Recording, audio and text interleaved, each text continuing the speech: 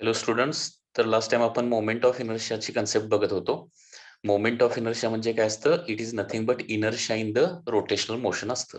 Okay, it represent inertia in rotational motion. Okay, म्हणजे it continue it state of rest or state of uniform motion. म्हणजे moment of इनर्शियामुळे body जर rest मध्ये असेल तर लवकर रोटेशनल मोशन मध्ये जाणार नाही, आणि रोटेशनल मोशन मध्ये असेल तर ती आपली मोशन चेंज करणार नाहीये. त्याला काय म्हणतो आपण? मोमेंट ऑफ इनर्शिया असं म्हणतो. आता या मोमेंट ऑफ इनर्शियाचं सिग्निफिकन्स किंवा इम्पॉर्टन्स काय बघा. Significance of moment of inertia. तर सिग्निफिकन्स मध्ये लक्षात घ्या, आपल्याला Newton second law of the motion in translational motion माहित आहे. Newton second law of the motion in translational motion काय आहे? Force is equal to mass into linear acceleration. बरोबर आहे ना? न्यूटन सेकंड लॉ ऑफ मोशनचं इक्वेशन काय येतं? Force is equal to mass into acceleration येतं. आणि Newton second law of the motion in rotational motion जर आपण यूज केला तर तो काय येणार आहे? टॉर्क. हा टाऊ म्हणजे काय असतं? It is the symbol which is called as TAU. Tau is equal to काय असतं? I इंटू अल्फा असतं. Torque is equal to I into alpha. I into alpha. तर याच्यामध्ये I म्हणजे काय आहे? Moment of inertia. अल्फा म्हणजे angular acceleration आणि टाऊ म्हणजे काय असतं? टॉर्क. लक्षात आलं का बघा? So this is the Newton second law of the motion in translational motion आणि दिस is the Newton second law of the motion in rotational motion. आता बघा, याच्यामध्ये सगळ्या टर्म ज्या आहेत आपण जर कम्पेअर केल्या तर कसं होणार बघा. तर आता पहिली LHS ची टर्म इकडे काय आहे? फोर्स आहे. तर फोर्स मुळे काय होते? ट्रान्सलेशनल मोशन प्रोड्यूस होते किंवा ट्रान्सलेशनल मोशन चेंज होते. बरोबर आहे ना? फोर्स मुळे. तर टॉर्क ही जी कन्सेप्ट आहे ती आपल्याला पुढे आणखी डिटेलमध्ये स्टडी करायची आहे. आता तरी एवढंच लक्षात ठेवा की टॉर्क ही अशी टर्म आहे की ज्याच्यामुळे रोटेशनल मोशन प्रोड्यूस होते किंवा रोटेशनल मोशन चेंज होते. ओके, म्हणजे ट्रान्सलेशनल मोशन मध्ये जे फोर्सचं काम असतं ना, तेच काम रोटेशनल मोशन मध्ये टॉर्कचं असतं. म्हणजे या दोन्ही टर्म सिमिलर झाल्या. फोर्स मुळे ट्रान्सलेशनल मोशन प्रोड्यूस होते, टॉर्क मुळे रोटेशनल मोशन प्रोड्यूस होते. त्याचबरोबर ए म्हणजे काय आहे? लिनियर ऍक्सेलरेशन आहे. आणि अल्फा म्हणजे काय आहे? Angular acceleration. दोन्ही टर्म काय आहेत? सिमिलर आहेत. हे दोन्ही इक्वेशन सिमिलर, एफ आणि टाऊ सिमिलर, ए आणि अल्फा सिमिलर, आणि त्याच्यामुळे काय असलं पाहिजे? मास आणि आय देखील काय असलं पाहिजे? सिमिलर असलं पाहिजे. So from this two equations आपल्याला काय मिळतं? एम अँड आय सिमिलर म्हणण्यापेक्षा आर अॅनालॉगस असं म्हणूया आपण. बघा, सिग्निफिकन्स जे एम चं जे आहे ते कसं आपण प्रूव्ह करणार लक्षात घ्या. पुन्हा एकदा सांगतोय, by Newton second law of the motion, force is equal to mass into acceleration and torque is equal to I into alpha. Force is similar to torque, A is similar to alpha, and therefore M should be analogous किंवा similar to I असलं पाहिजे. Okay, आता M म्हणजे आहे मास. आता मासचं function काय असतं बघा. What is the function of the mass? Function of mass काय असणार आहे? तर point number 3, mass represent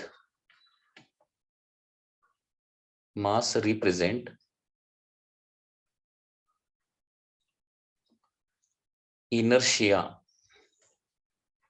in translational motion. Mass represent inertia in translational motion. तसं काय झालं पाहिजे?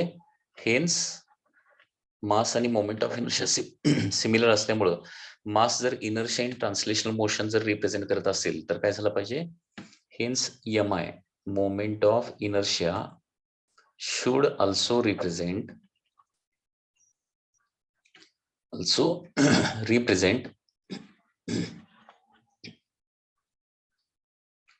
inertia in rotational motion.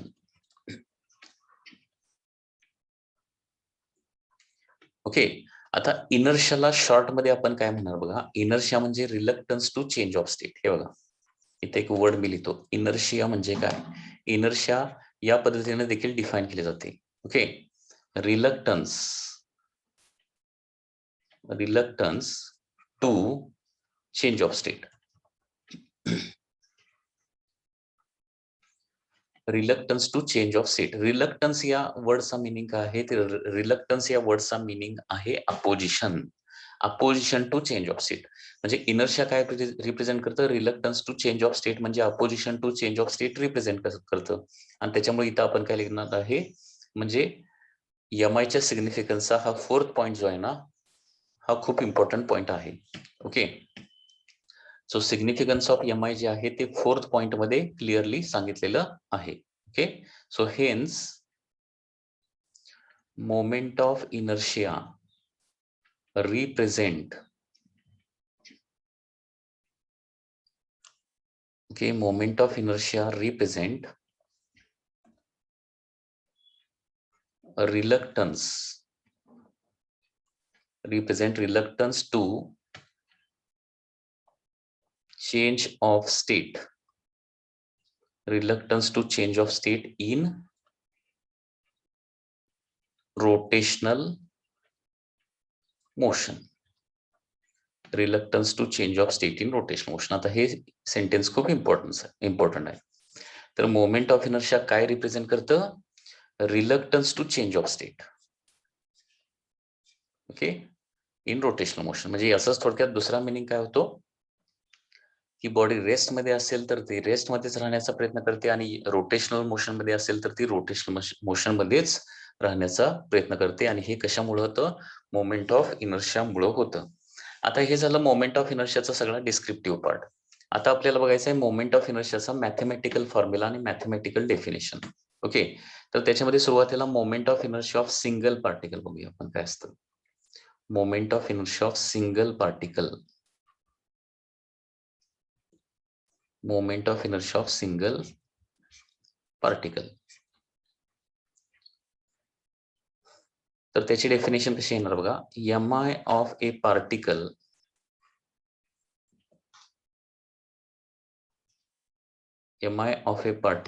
about an axis of rotation is defined as axis of rotation is defined as, okay, mi of a particle about an axis of rotation is defined as product of, म्हणजे बघा definition कशी होणार बघा. Mathematical definition defined as the product, म्हणजे हे काय आहे? Product म्हणजे मल्टिप्लिकेशन आहे. Product of mass of particle, mass of particle and square of perpendicular distance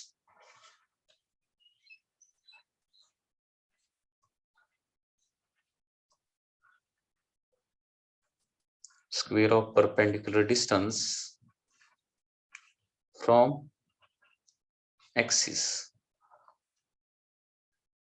okay, from axis of rotation, okay. So this is the definition of single particle. म्हणजे diagrammatically हे कसं येणार बघा.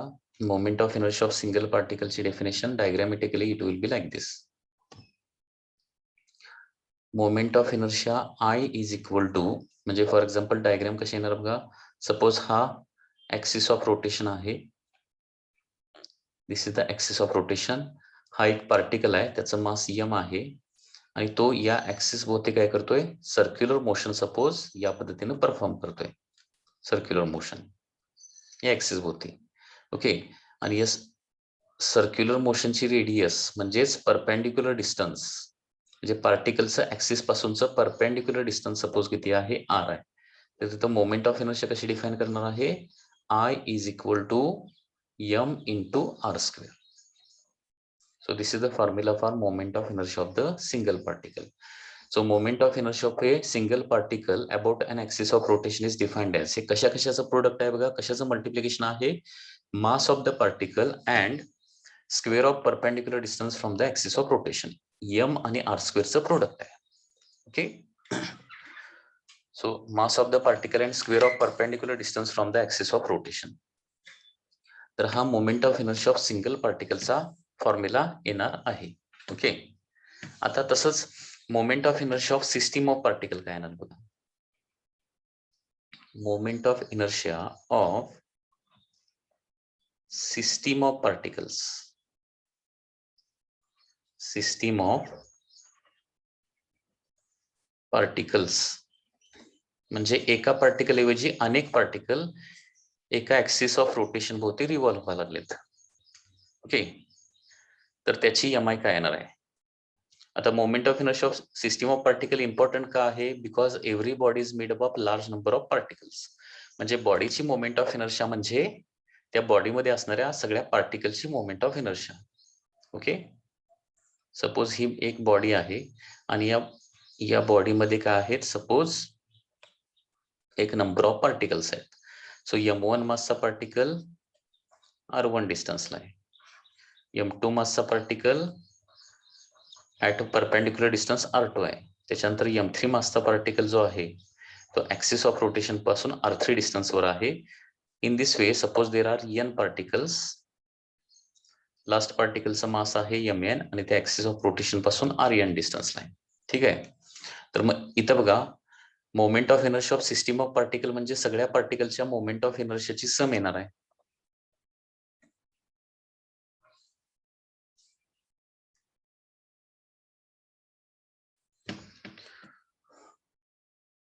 म्हणजे कसं होणार बघा, moment of inertia I is equal to, हे बघा पहिल्या पार्टिकलची मोमेंट ऑफ इनर्शिया किती येणार, m1 r1 स्क्वेअर येणार आहे.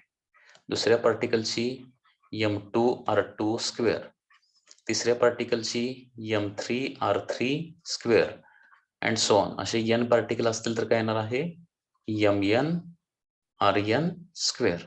तर या पद्धतीनं n पार्टिकलच्या मोमेंट ऑफ इनर्शियाची मोमेंट ऑफ इनर्शियाचा फॉर्म्युला येणार आहे.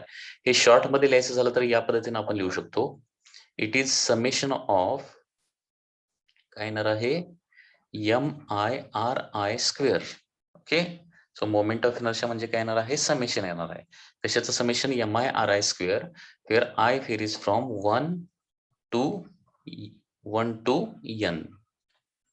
Okay, so this is the formula of system of particles.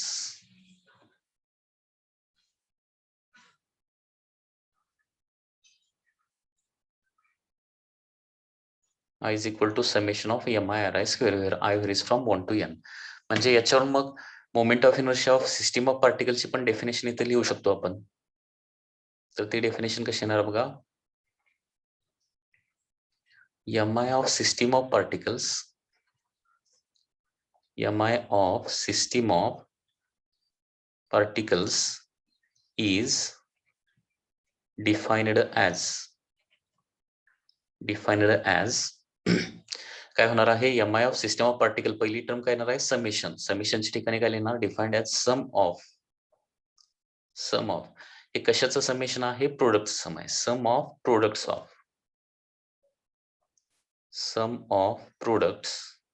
Of masses of particles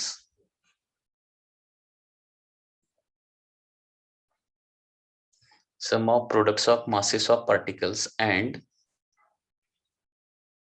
square of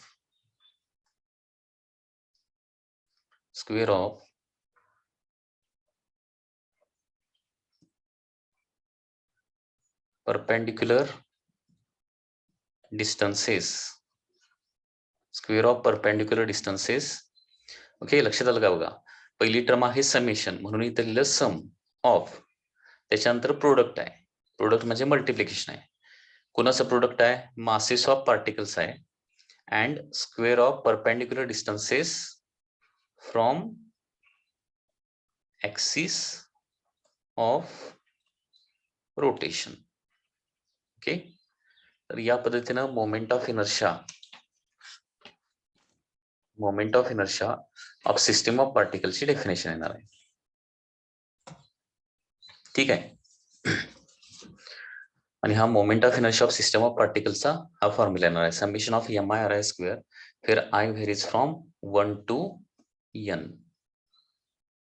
ठीक आहे, हा फॉर्म्युला खूप इम्पॉर्टंट आहे. तसं एम आय ऑफ ए बॉडीचा फॉर्म्युला काय येणार बघा, moment of inertia of a homogeneous body, homogeneous body, moment of inertia of homogeneous body. बघा, मोमेंट ऑफ इनर्शियाच्या डिफरंट कन्सेप्ट आपण बघायला. सुरुवातीला moment of inertia of single particle, त्याच्यानंतर moment of inertia of system of particle, आणि आता moment of inertia of homogeneous body. Okay, suppose एखादी body homogeneous असेल, suppose this is a body, इथं फक्त आपण पार्टिकल कन्सिडर करूया. सपोज या पद्धतीने एक होमोजिनियस बॉडी आहे. होमोजिनियस म्हणजे काय, सगळीकडे डेन्सिटी काय आहे, सेम आहे. ठीक आहे, आणि ही त्या बॉडी मधून पास होणाऱ्या एका ऍक्सिस भोवती काय होते, रोटेट होते. ठीक आहे, तर याची मोमेंट ऑफ इनर्शिया आपण कशी काढणार. आता हा देखील पार्ट खूप इम्पॉर्टंट आहे बघा, moment of inertia of homogeneous body कसं काढणार. तर या बॉडी मधला काय करणार आपण, एक व्हेरी स्मॉल मास डीएम घेणार आहे. DM, very very very small mass घ्यायचा आहे. डीएम, डीएम म्हणजे काय असतं, very small amount of mass असणार आहे. आणि हा व्हेरी स्मॉल मास डीएम जो आहे तो ऍक्सिस ऑफ रोटेशन पासून सपोज किती आहे, at a distance perpendicular distance R ला आहे. ठीक आहे, तर M I of homogeneous body कसं काढणार बघा. तर सुरुवातीला त्या बॉडी मधला एक स्मॉल मास कन्सिडर करूया. Consider a very small element, very small element of mass dm. Consider a very small element of mass dm at distance r from axis, r from axis. Okay, so axis पासून R डिस्टन्सला very small element of mass DM आहे.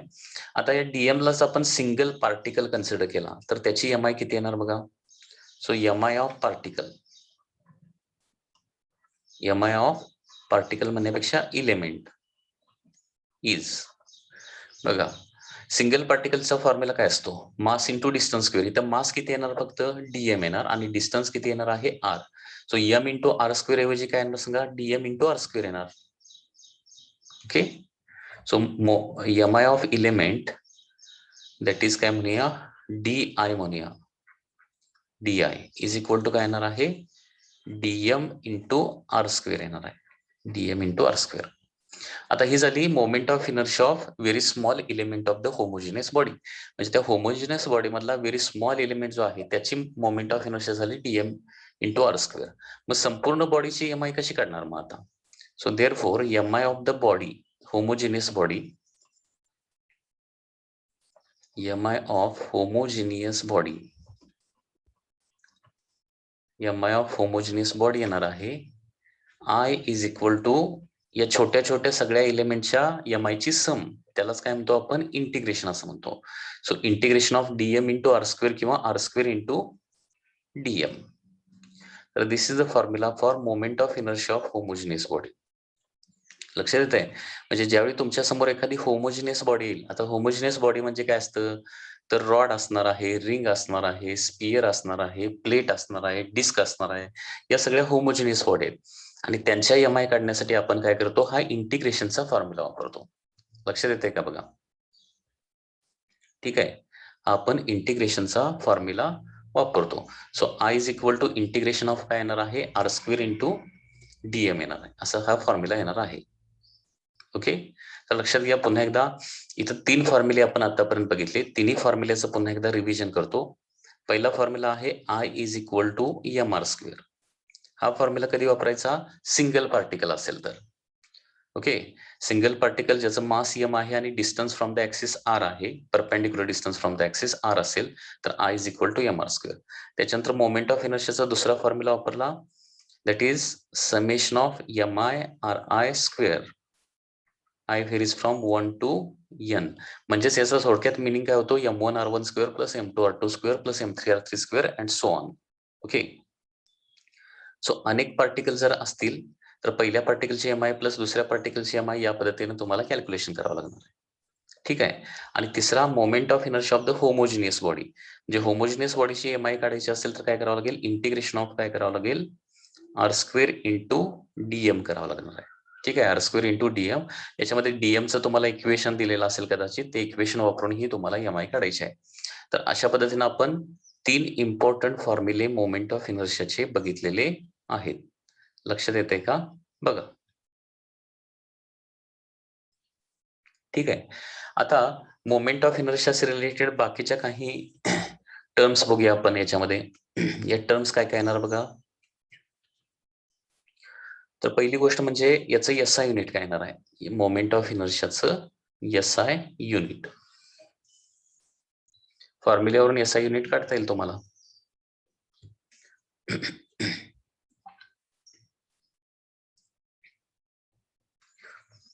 तर moment of इनर्शियाचं SI unit येणार आहे I is equal to M R square ना. बघा की एम इंटू आर स्क्वेअर, कुठलाही फॉर्म्युला घेतला तर मास इंटू डिस्टन्सचा स्क्वेअर आहे. म्हणजे याचा एसआय युनिट मासचं काय असतं किलोग्राम आणि डिस्टन्सचं काय असतं मीटर. त्याच्यामुळे एसआय युनिट येणार आहे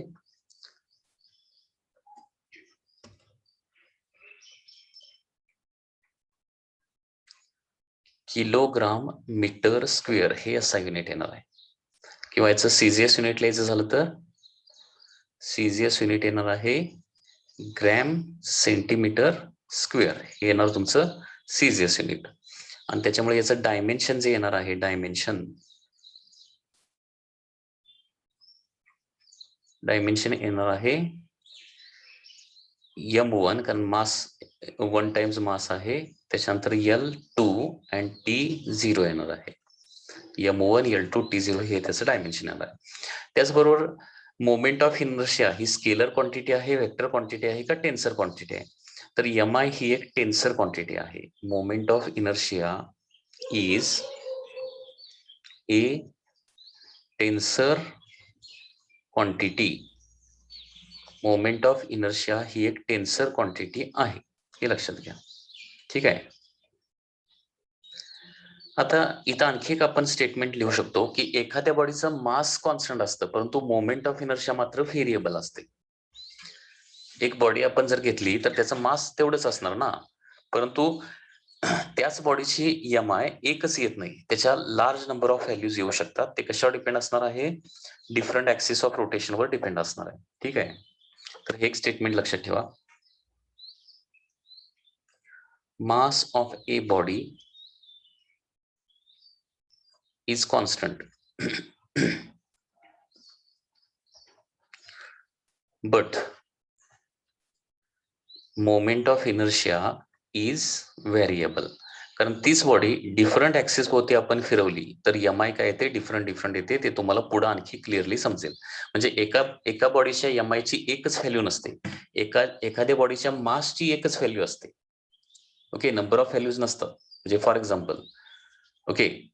एक्झाम्पल तुमच्याकडे जे टेक्स्ट बुक आहे, बुक जर आपण घेतलं तर त्याचं तुम्ही मास जर मेजर केला तर ते मास काहीतरी सर्टन येणार आहे. फॉर एक्झाम्पल 1 kg मास असेल त्या बुकचं, तर ते 1 kg आणि 1 kgच राहणार आहे. ते काही चेंज होणार नाही, ते टेक्स्ट बुक चेंज होत नाही तोपर्यंत. ठीक आहे. परंतु त्याच बुकची मोमेंट ऑफ इनर्शियाच्या मात्र लार्ज नंबर ऑफ व्हॅल्यूज असू शकतात. ओके. आता लार्ज नंबर ऑफ व्हॅल्यू कशामुळे येतात, तर ते ऍक्सिस ऑफ रोटेशन चेंज केला की डिफरंट व्हॅल्यूज येणार आहेत. आणि त्या ऍक्सिस चेंज झाला की डिफरंट व्हॅल्यूज ऑफ एमआय कसे येते ते आपण पुढे बघणार आहे. ओके. आता ही मोमेंट ऑफ इनर्शिया कशावर डिपेंड असते बघा. मोमेंट ऑफ इनर्शिया कशावर डिपेंड असते. Moment of inertia depends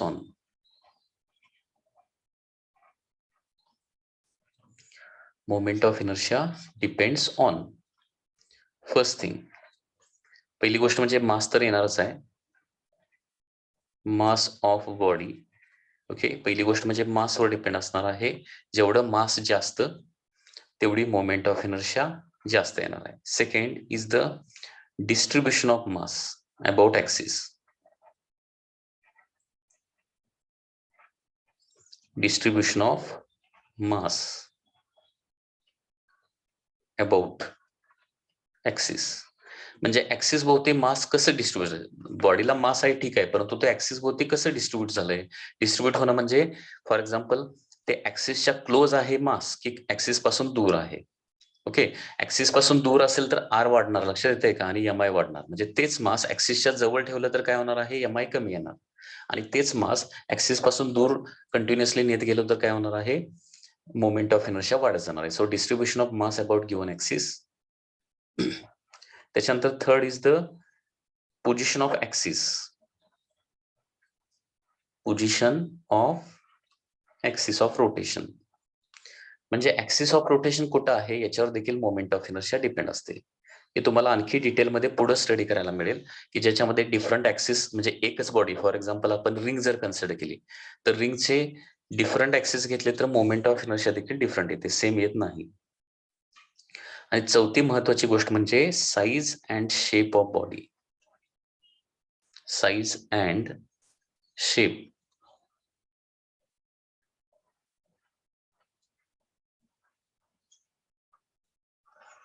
of body.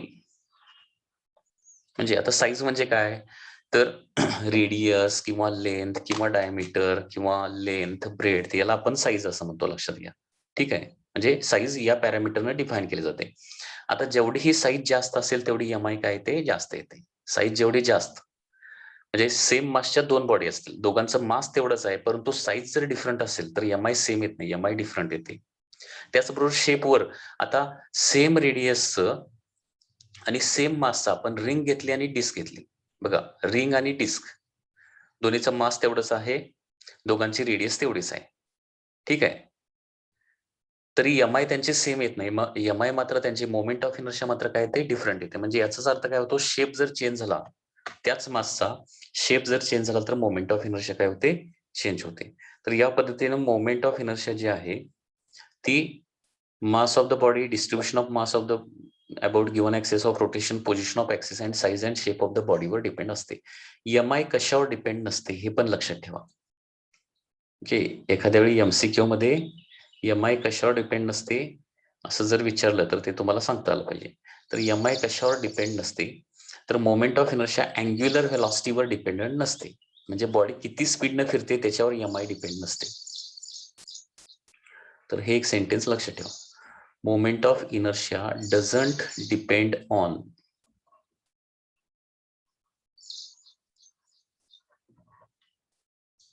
speed of rotation.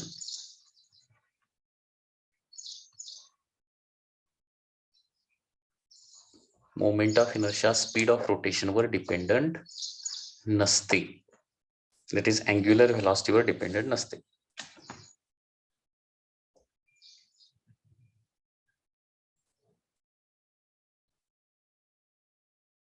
आता ही टेन्सर क्वांटिटी म्हणजे काय असतं लक्षात घ्या. स्केलर म्हणजे तुम्हाला माहिती आहे, स्केलर म्हणजे काय, ज्याला फक्त मॅग्निट्यूड असते, डायरेक्शन नसते.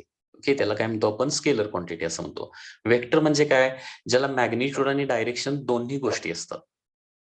म्हणजे जी फिजिकल क्वांटिटी कम्प्लिटली डिस्क्राईब करण्यासाठी, डिफाईन करण्यासाठी मॅग्निट्यूड पाहिजे, डायरेक्शन पाहिजे, या दोन्ही गोष्टी पाहिजेत. ओके, त्याला काय म्हणतो आपण, वेक्टर क्वांटिटी म्हणतो.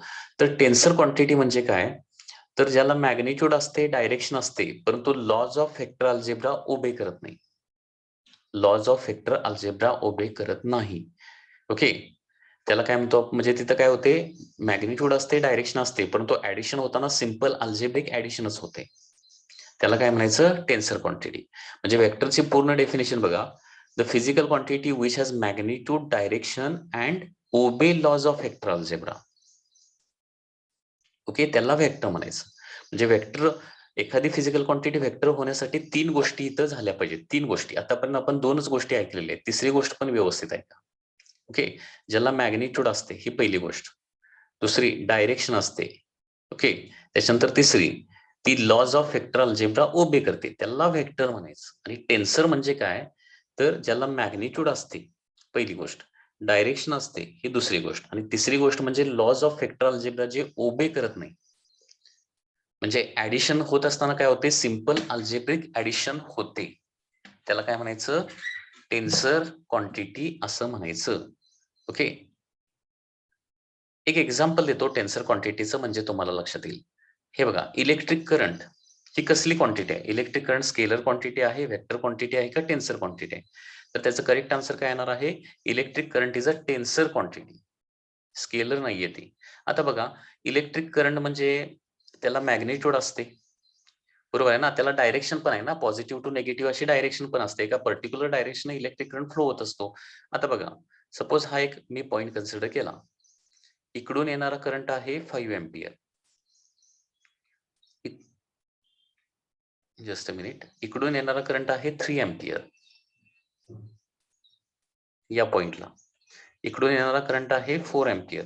हे दोन करंट एकमेकाला परपेंडिक्युलर यायला लागलेत आणि इथं तिसरा मी कंडक्टर जोडलेला असेल, तर या कंडक्टर मधून बाहेर पडणारा करंट किती असणार आहे?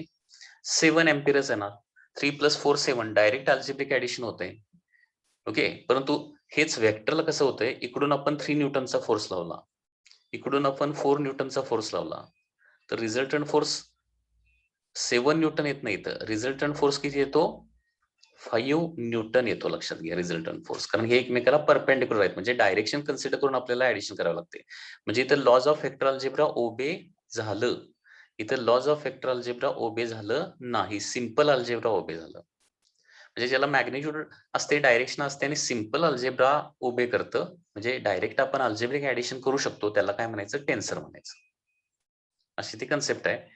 आणखी डिटेल मध्ये बघायचं असेल तर युट्यूबला माझा व्हिडिओ आहे, व्हॉट इज टेन्सर. ओके, तो व्हिडिओ तुम्ही बघू शकताय.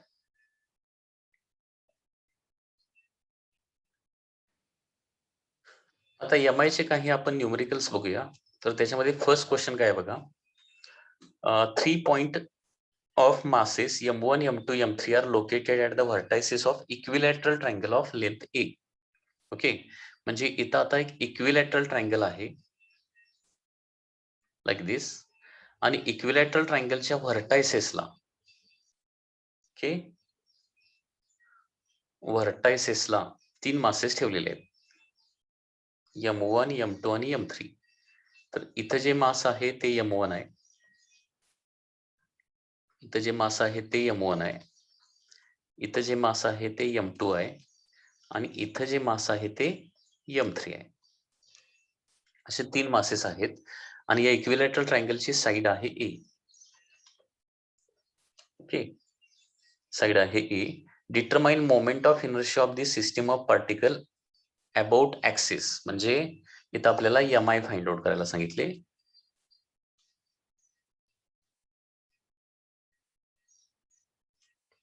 Calculate moment of inertia about system of particles about first one side, about one side. Okay, for example एक साइड आपण घेऊया, for example A B C. About one side म्हणण्यापेक्षा about side म्हणूया, for example A B.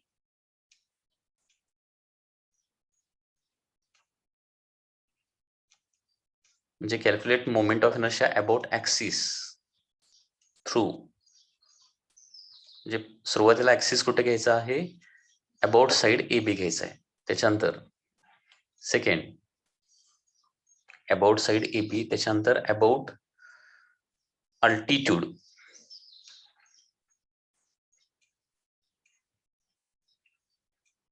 Of triangle, altitude of the triangle. Okay, आणि त्याच्यानंतर next third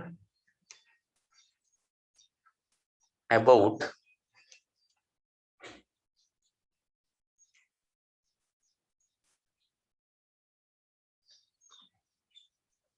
about axis,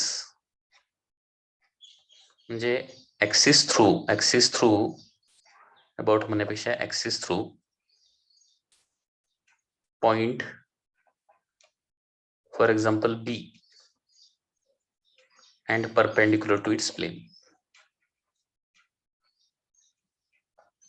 तीन एक, आता मासेस तेच आहेत. ओके, परंतु ऍक्सिसच्या पोझिशन आपण काय केलेले आहे? चेंज केलेले आहे. तर एम च्या व्हॅल्यूज काय काय येणार बघा.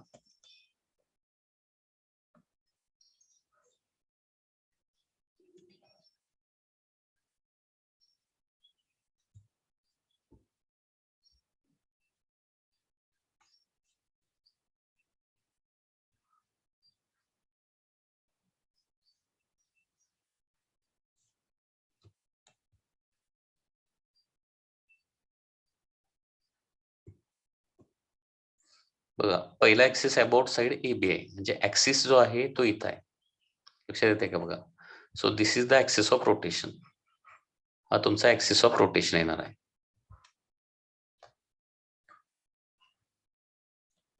ओके, तर मोमेंट ऑफ इनर्शियाचा फॉर्म्युला काय आहे? तर m1 इंटू r1 स्क्वेअर. आता 3 मासेस आहेत म्हटल्यानंतर या पद्धतीनं फॉर्म्युला येणार आहे m2 r2 square plus m3 r3 square. Okay, so about side A B आपण काढालोय. आता बघा, पहिला मास किती आहे? फॉर एक्झाम्पल m1 आहे आणि तो ऍक्सिस वरच आहे. ऍक्सिस पासूनचं डिस्टन्स किती येणार? मग 0 येणार. त्याच्यानंतर दुसरा मास m2 कुठं आहे? ऍक्सिस वरच आहे, म्हणजे त्याचं पण डिस्टन्स 0 येणार आहे. आणि तिसरा पार्टिकल m3 जो आहे तो किती डिस्टन्सला येणार बघा? आता आपल्याला काय करायचं आहे? m3 मासचं डिस्टन्स परपेंडिक्युलर डिस्टन्स पाहिजे, लक्षात घ्या. तिरकं डिस्टन्स नव्हे. म्हणजे ही साइड ए असेल तर हे किती येतं माहितीये का? √3/2 टाइम्स येतं. कशावरून? तर हा 30, 60 आणि 90चा ट्रायंगल होणार. हा अँगल तर 60 असणार, इथं 90 डिग्री झाला म्हणजे इथं 30 डिग्री असणार आहे. आणि 30 डिग्रीची ऍडजस्टंट साइड असते. 30, 60, 90च्या ट्रायंगल मध्ये 30 ची ऍडजस्टंट साइड असते √3/2 किंवा 60च्या अपोजिट साइड असते √3/2 टाइम्स ए. सो इथं m3 मासचं ऍक्सिस पासून AB ऍक्सिस पासून परपेंडिक्युलर डिस्टन्स येणार आहे √3/2 टाइम्स ए. ओके, म्हणजे त्याचा स्क्वेअर करून मी इथं डायरेक्टली लिहितो. √3चा स्क्वेअर 3 होणार, 2चा स्क्वेअर किती होणार? 4 येणार इंटू ए स्क्वेअर. म्हणजे moment of inertia about this axis AB जी आहे ते किती येणार बघा? That is 3/4 m3 into A square. So this is the final answer. तिथं जर मासेसच्या व्हॅल्यू दिलेल्या असतील तर त्या व्हॅल्यू प्लेस कराव्या लागतील आणि तुम्हाला आन्सर कॅल्क्युलेट करावा लागणार आहे. ठीक आहे. आता दुसरा जो ऍक्सिस आहे about the altitude of the triangle, second axis.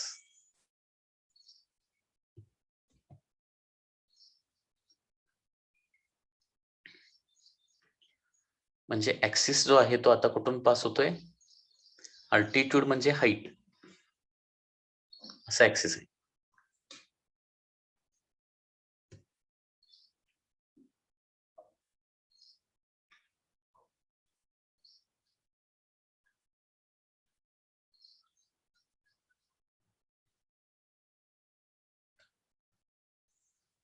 So this is the axis जो काय होतोय इथून असा पास होतोय. आता इथे देखील एम कसं कॅल्क्युलेट करणार बघा?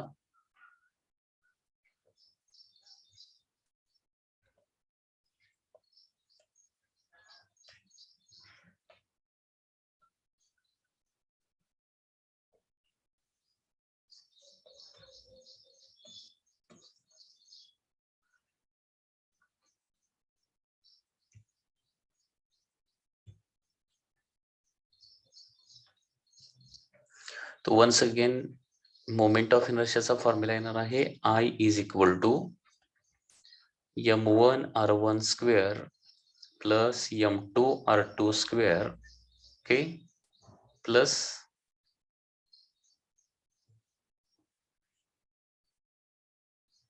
mi of system of particles हे कॅल्क्युलेशन आहे, बरोबर. m3 r3 स्क्वेअर म्हणजे काय येणार बघा? I इज इक्वल टू पहिला पार्टिकल आहे m1 मासचा आणि तो ऍक्सिस वरच आहे, कारण या ऍक्सिस भोवती आपल्याला काय करायचं आहे? या ऍक्सिस भोवती आपल्याला मोमेंट ऑफ इनर्शिया डिटरमाइन करायचं. m1 r1 स्क्वेअर म्हणजे 0च होणार आहे स्क्वेअर प्लस m2. आता ऍक्सिस ऑफ रोटेशन पासून परपेंडिक्युलर डिस्टन्स म्हणजे हे एवढं डिस्टन्स येणार आहे. हे किती येणार आहे? a/2 येणार. सो m2 इंटू a/2 चा square plus m3 into a/2 चा स्क्वेअर. कारण m3 देखील काय असणार आहे? ऍक्सिस ऑफ रोटेशन पासून किती परपेंडिक्युलर डिस्टन्सला असणार आहे? a/2 एवढ्या परपेंडिक्युलर डिस्टन्सला असणार आहे. So moment of inertia about this new altitude axis will be काय होणार बघा? पहिली टर्म तर 0 येणार, दुसरी term m2 into a square by 4 plus m3 into a square by 4. म्हणजे a स्क्वेअर बाय 4 जर कॉमन काढलं तर ब्रॅकेटमध्ये येणार आहे m2 प्लस m3. ठीक आहे. आता तिसरा जो ऍक्सिस आहे तो axis is passing through point B and perpendicular to its plane आहे.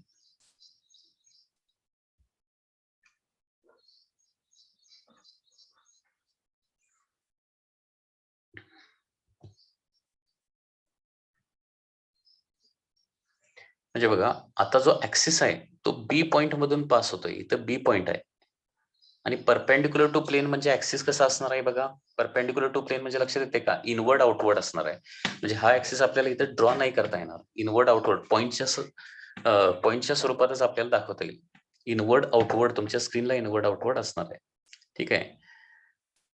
तर पुन्हा एकदा मोमेंट ऑफ इनर्शियाचा फॉर्म्युला काय येणार आहे, m1 r1 square plus m2 r2 square plus m3 r3 square. Okay. पहिल्या पार्टिकलचा मास किती येणार आहे m1 आणि त्याचा डिस्टन्स, आता हे a जे आहे ना ते परपेंडिक्युलर डिस्टन्सच होणार या ऍक्सिस पासून, that is a square plus m2 जो आहे तो ऍक्सिस वरच आहे पार्टिकल आणि m3 जो आहे तो पुन्हा एकदा ऍक्सिस पासून बी या पॉइंट पासून किती डिस्टन्सला आहे, a डिस्टन्सला आहे, स्क्वेअर. म्हणजे आय येणार आहे m1 इंटू ए स्क्वेअर प्लस m3 इंटू ए स्क्वेअर. ए स्क्वेअर जर कॉमन काढलं तर मोमेंट ऑफ इनर्शिया येणार आहे m1 plus m2 into A square. So this is your final formula, m1 plus m2 into A square. Okay. तर या पद्धतीनं masses तेच आहेत, परंतु बघा ऍक्सिस चेंज केला की मोमेंट ऑफ इनर्शियाच्या सगळ्या व्हॅल्यू चेंज झालेल्या आहेत. म्हणजे सुरुवातीला एम आय किती आली होती 3/4 m3 ए स्क्वेअर, नंतर आली ए square by 4 m2 plus m3 आणि त्याच्यानंतर आलेली आहे m1 प्लस m2 इंटू ए स्क्वेअर आले. म्हणजे ऍक्सिस जर चेंज झाला तर मोमेंट ऑफ इनर्शिया जी आहे ती डिफरंट येते, हे लक्षात घ्या. ओके. आता होमवर्क साठी आणखी काही ऍक्सिस घ्या आणि तुम्ही कॅल्क्युलेट करून बघा. आता चौथा ऍक्सिस मी सपोज असा दिला, पासिंग थ्रू सेंट्रॉइड. सेंट्रॉइड म्हणजे हा जो इक्विलॅटरल ट्रायंगलचा जो सेंटर आहे त्या सेंटर मधून पास होतोय आणि परपेंडिक्युलर टू इट्स प्लेन आहे. म्हणजे तुम्हाला हे डिस्टन्स परपेंडिक्युलर डिस्टन्स येणार आहे, हे डिस्टन्स देखील परपेंडिक्युलर डिस्टन्स येणार आहे आणि हे डिस्टन्स देखील काय येणार आहे, परपेंडिक्युलर डिस्टन्स येणार आहे. ओके. तर हे डिस्टन्सेस तुम्हाला कॅल्क्युलेट करून तुम्हाला आन्सर कॅल्क्युलेट करावं लागतील. तर या ऍक्सिस भोवती एकदा तुम्ही कॅल्क्युलेट करून बघा. ओके.